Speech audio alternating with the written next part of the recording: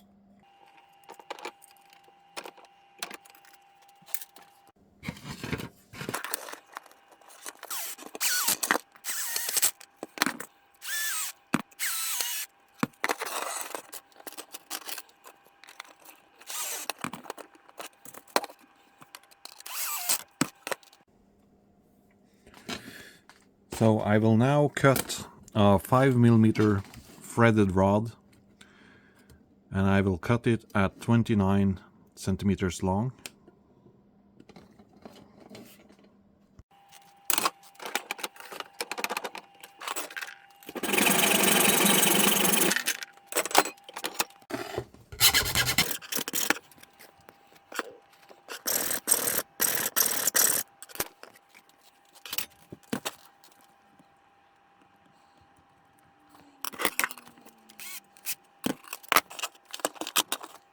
So the main frame or the chassis for the snowblower is now ready for the installation of the auger. So we're going to move ahead onto that. Just like before, these have numbers and a letter behind them. So all of them, there's 3 of them on each side here. So this side is the A side. So all the parts with an A on them go on this side, and all the parts with a B go on this side. So we'll sort them out before we begin assembling them. So here we have all the B's and all the A's. And the way this goes is A1, all the 1s go on the outside. So it's going to be like A1 goes here, A2 goes here, and A3, and then we got B1 goes on the outside like this, B2 comes here, and B3 comes here. So let's begin assembling the A side. So here is A1, and you can see that it has this square groove, and this is A2. So join them together like this, and then we take a small M2 by 10 screw, you put it in this hole, but don't tighten it yet. We learned that from the last build. We will tighten them after everything is put on the frame. Put A3 onto A2 like this. And then this time I've got the correct couplers. And you gotta make sure that these set screw holes, they line up with a big hole on this auger, so that you can tighten the set screw once this is mounted. Now on this coupler I'm going to use some flathead screws, because I don't want screws to interfere with the frame. It will be a tight fit once everything is mounted up. So, and I will only mount 2 screws on this one, because there's really no need for 4 of them. You can put 4 here if you want, but I won't be doing that. Anyway, that's the A side of the auger finished. Now let's do the same with the B side. B1, we got B2. Put them together like so. Put in the screw, but don't over tighten it yet. B3 onto B2 like this. Carefully put in the screw, and then you put in the coupler like this.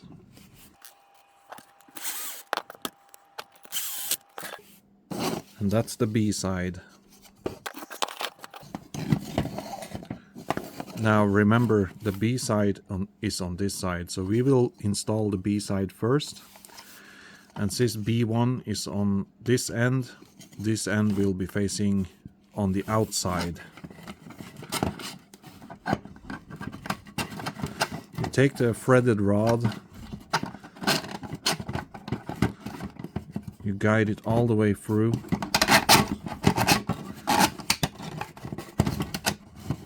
Like this. Now, since the A1 is on this side, A1 will be facing on the outside here. It can be tricky to get the threaded rod all the way through, but... Alright, so now we can tighten all these smaller screws.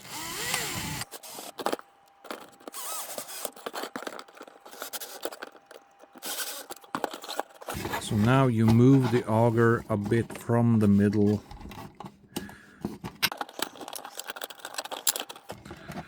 Right there should be perfect. And I'm not using the set screws in here, because the set screws will unscrew themselves pretty quick. So I'm using these 3mm screws with a big head, because you can tighten these a lot more than the set screws.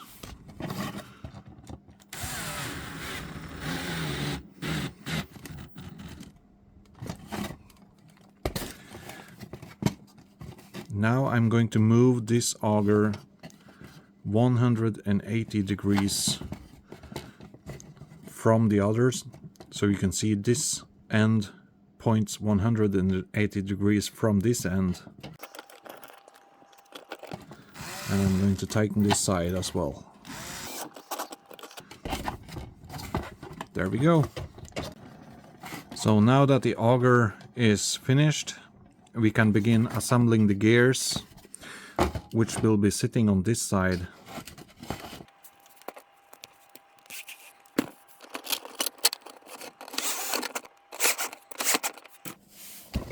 So that's the gear for the auger mounted. Now don't worry about this slop right here, because that will be fixed once we put on the cover. And the next gear to mount up is the idle gear. Now we will have to press fit 2 bearings in here before we put this on.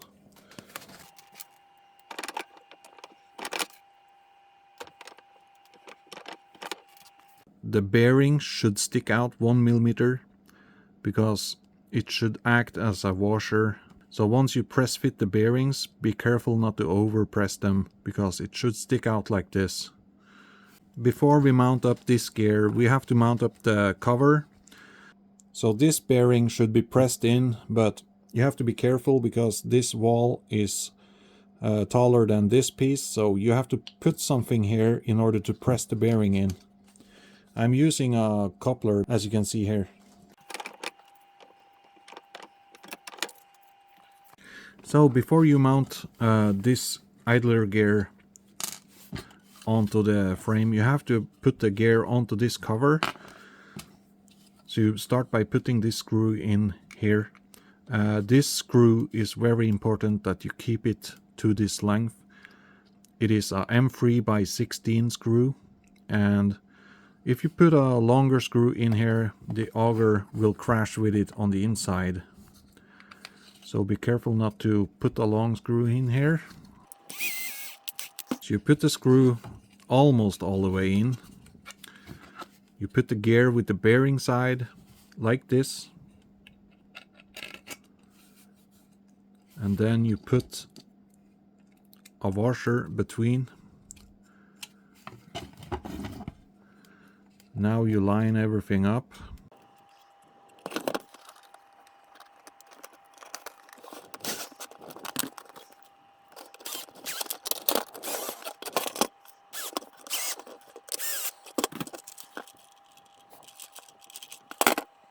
So now that we are finished with the gears inside here, I put on the 5mm nut on the outside here, and we can begin working on the motor for the auger.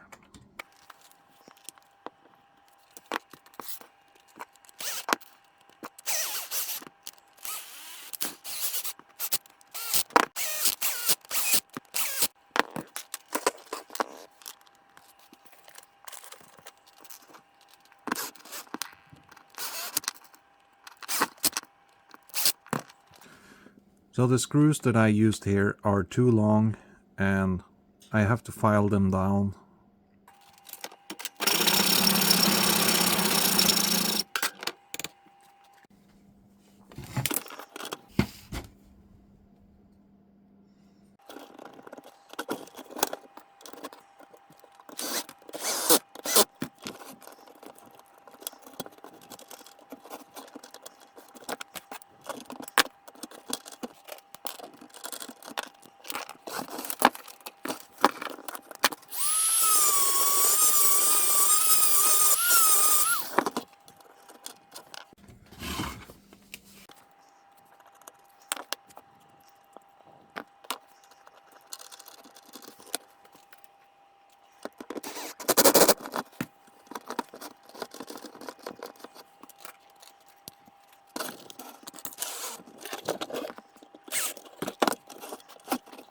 So the motor for the auger is now mounted up, and my next step will be to find out which is the positive and which is the negative, because it's very important that these motors turn the correct way.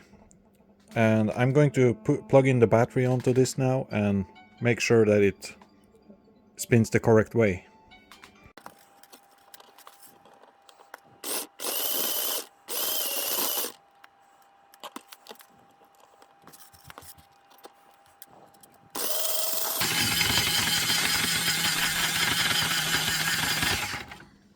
So this is the correct way. As you can see, the auger should spin, when you see it from this angle, it should spin this way, anti-clockwise.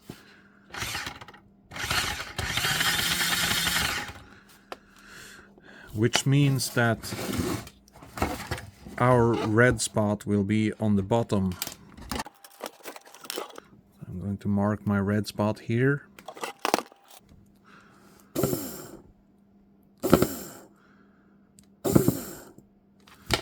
Okay, so this spins clockwise, like this. And I think that will be, yeah, that's the wrong direction. So I'm going to have to reverse the wires on this. So let's plug in the soldering iron and begin working on these wires.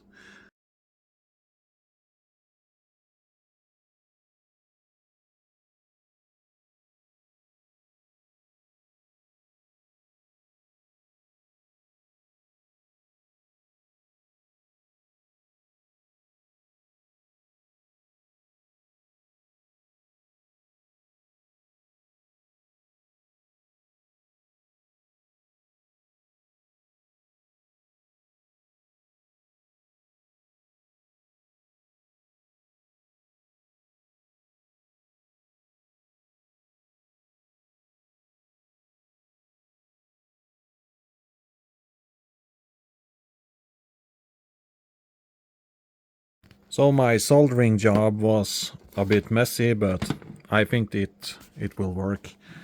Now I'm going to try plugging in the battery and see if everything turns the correct way.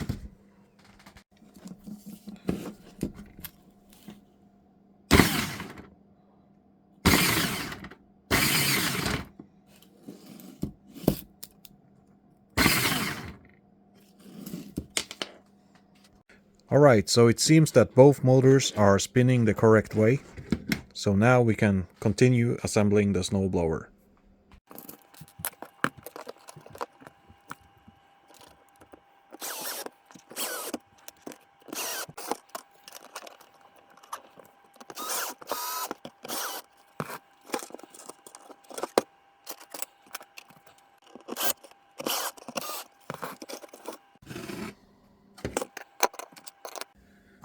So this is the impeller, and this is how I'm going to assemble it.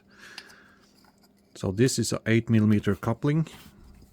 You put it through on this end like this, and before you put in the screws, make sure that the set screw hole is available and you're able to put in a set screw afterwards.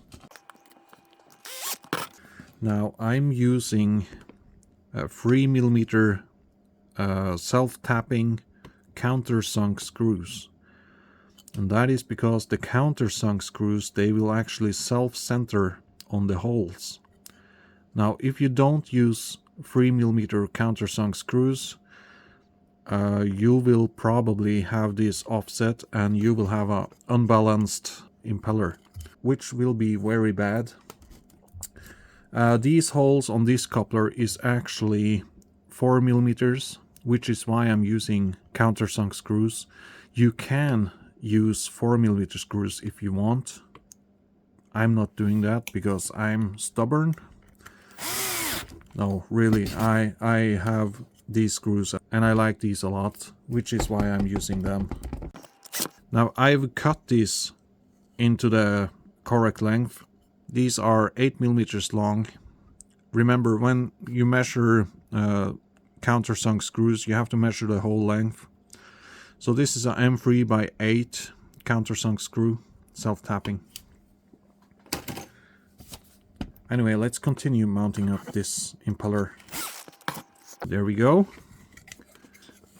And this is a big change, as I mentioned earlier in my other video, that I was going to update the bearings to be 8 millimeters because this is spinning so fast, right? So it's best to have a bigger bearing. And this is where the spring will be mounted up for the belt. We will mount a spring here later on in the build.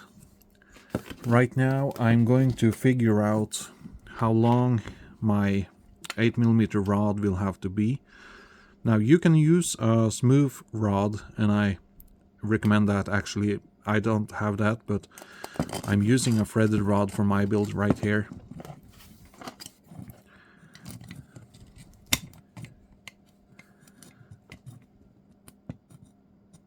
Alright, so you have to space out the impeller.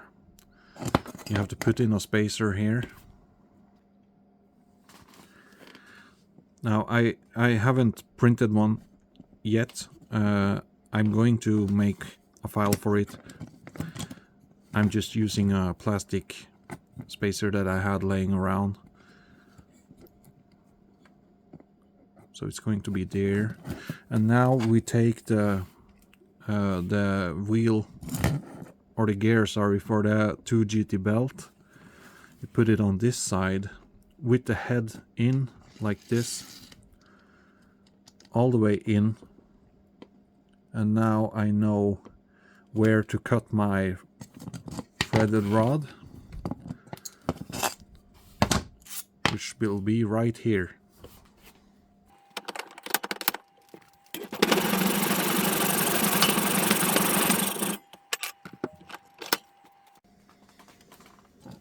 And now I'm going to have to make some grooves on this, like this. Once you put this on, this rod should not stick out from the gear, which is very important, because once you put the cover on the back here, you don't have much space here. So it will be like this. And I should make some grooves on here now.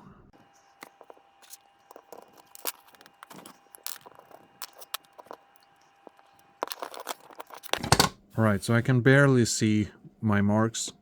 It's right here and here. I need to make grooves there. So I'm going to do that now.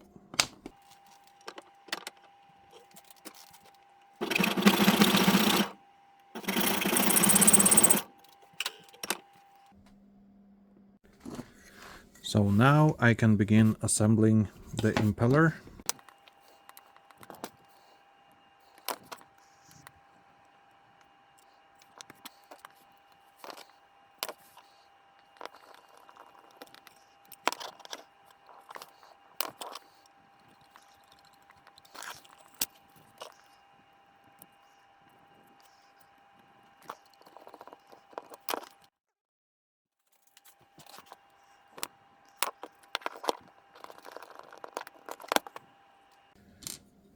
So now that the impeller is assembled, we can mount this onto the chassis.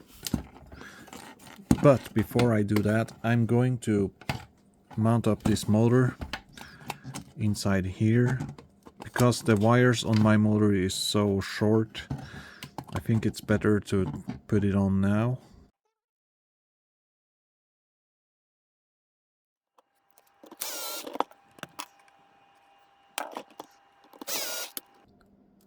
Now, if I remember correctly, I have to put on the belt before I tighten the screws. Putting on the belt can be hard. There we go.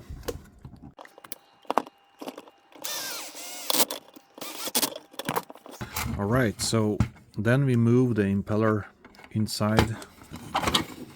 There we go.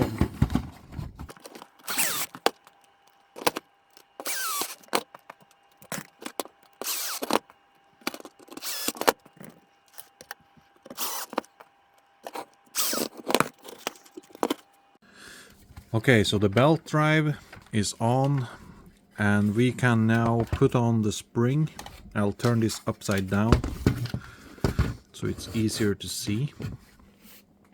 And this is the idle wheel for the spring, and this is the spring.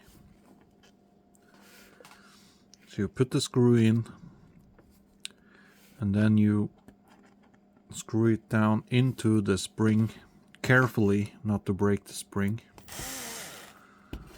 Now mine is already threaded up, so I can just, there we go.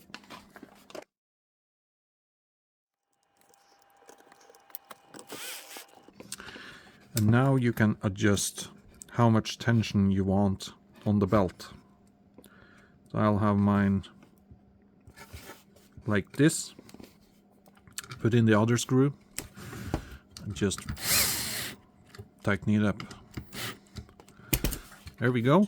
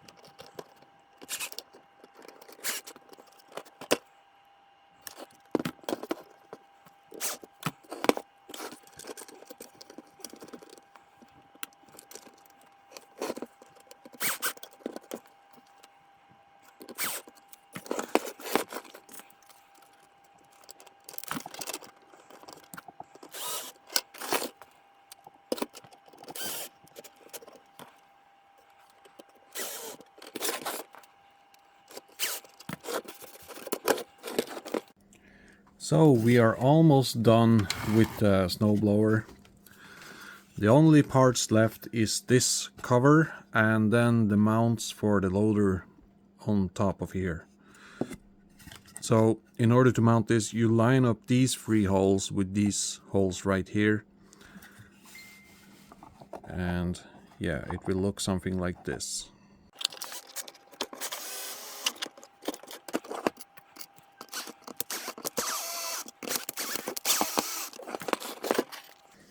So this is the mount for the Cat 973, as you can see in the background.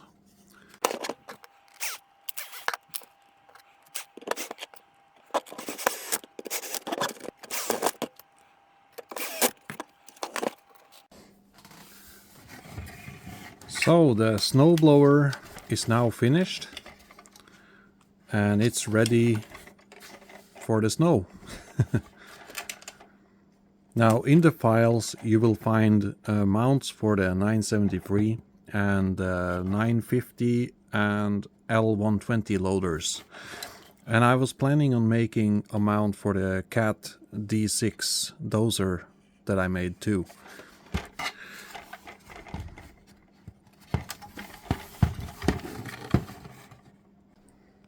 So here I am just preparing the electronics for the new blower. The old one doesn't have a 360 servo, so to speak. It's just a servo that has connected 2 cables onto the motor inside here. So it doesn't work like a servo because this one requires an ESC. Which is why I'm putting on these servo extension cables for the new blower to be connected to. I'm taking off these servo extension cables afterwards because I just want to show you how the 360 servo works. So I'm going to take off the old green blower now and put on the new orange blower. Here I have the snowblower connected to the Cat 973, and yeah, it's not beautiful, but it's not supposed to stay like this, so this is just for testing purposes. So the 360 servo I have connected to this button right here, so you can turn it around.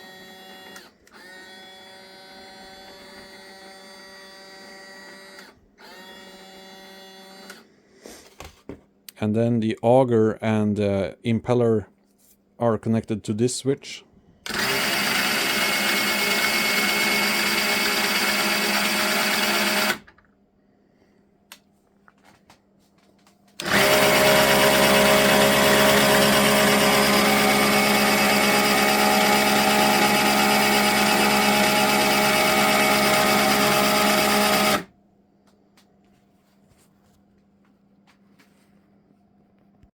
So everything seems to be working perfectly. Too bad I don't have any snow to test this in. Hopefully we get some very soon. Alright guys, there you have it. That's the final version of my snowblower. At least this version of it. Now, if you're interested in building one of these yourself, the files will be available on Cults 3D very soon. I still have to make the build manual for it and the parts lists, but I believe I will have it ready pretty soon. Now, before I end this video, I'm going to show you how the old version worked in the snow with this track loader. So here's the clips.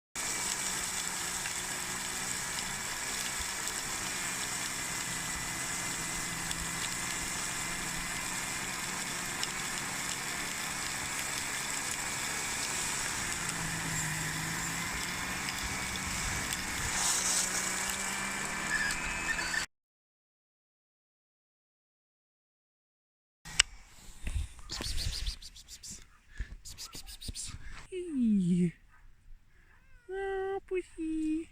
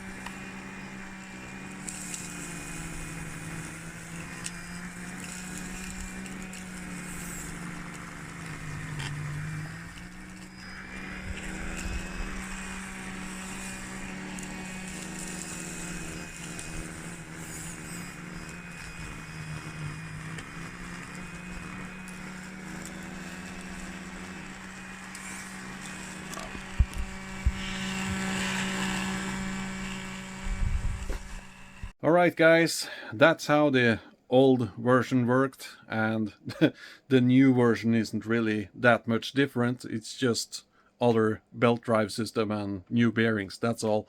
So it will perform exactly the same. And with that said, it's time to end this build series of this snowblower and move on to next projects. So if you like this video, please give me a thumbs up and I'll see you soon. Bye bye!